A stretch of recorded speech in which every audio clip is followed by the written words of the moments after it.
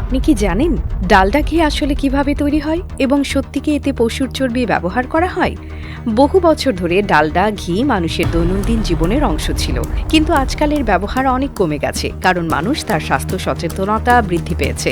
বর্তমানে বেশিরভাগ মানুষ জানেন যে ডালডা ঘি আসলে এক ধরনের ভেজিটেবল তেল বা পাম অয়েল, যা ঘিয়ের মতো দেখতে হয় কিন্তু স্বাস্থ্যকর নয়। আসুন জানি এটি কিভাবে ফ্যাক্টরিতে তৈরি করা হয় এবং এর প্রস্তুতির প্রক্রিয়া কিভাবে চলে। ডালডা ঘি তৈরির জন্য প্রথমেই প্রয়োজন হয় পাম অয়েল।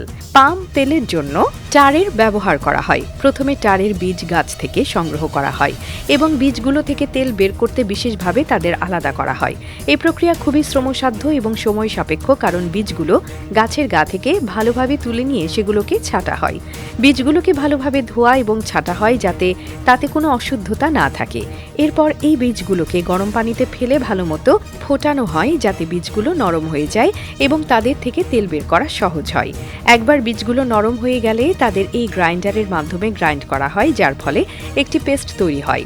তারপর প্রেসার দিয়ে এই পেস্ট থেকে তেল বের করা হয়, যা কাঁচা তেল নামে পরিচিত। কাঁচা তেল যখন বের হয়ে আসে তখন এটি পরিশোধন করা হয়। এই প্রক্রিয়াতে তেল থেকে অশুদ্ধতা এবং অপ্রয়োজনীয় উপাদান বের করা হয় যাতে এটি পিওর হয়ে যায়। একবার তেল পরিষ্কার হয়ে গেলে এর গুণগত মান নিশ্চিত করতে হাইড্রোজেনেশন প্রক্রিয়া শুরু হয়। হাইড্রোজেনেশন প্রক্রিয়াটি শুরু হয়, তেলটিকে হাইড্রোজেন গ্যাসের সাথে মেশানো হয় এবং তাপমাত্রা 200 ডিগ্রি সেলসিয়াস তাপমাত্রায় গরম করা হয়। এই প্রক্রিয়ার ফলে তেল ঠান্ডা হয়ে গিয়ে একটি ঘিয়ের মতো কঠিন আকারে পরিণত হয়, যা দেখতে ডালডা ঘিয়ের মতো হয়ে থাকে। এবার ডালডা ঘিয়ের গুণগত মান পরীক্ষা করা হয়। স্বাদ এবং গন্ধ সঠিকভাবে মিশেছে কিনা তা পরীক্ষা করা হয়।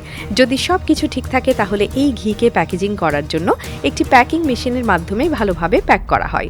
প্যাকিং এর পর এই ডালডা ঘি বাজারে বিক্রি করার জন্য পাঠানো হয় এবং নতুন নতুন প্যাকেজিং এর মাধ্যমে এটি বিভিন্ন আকারে বিক্রি হতে থাকে।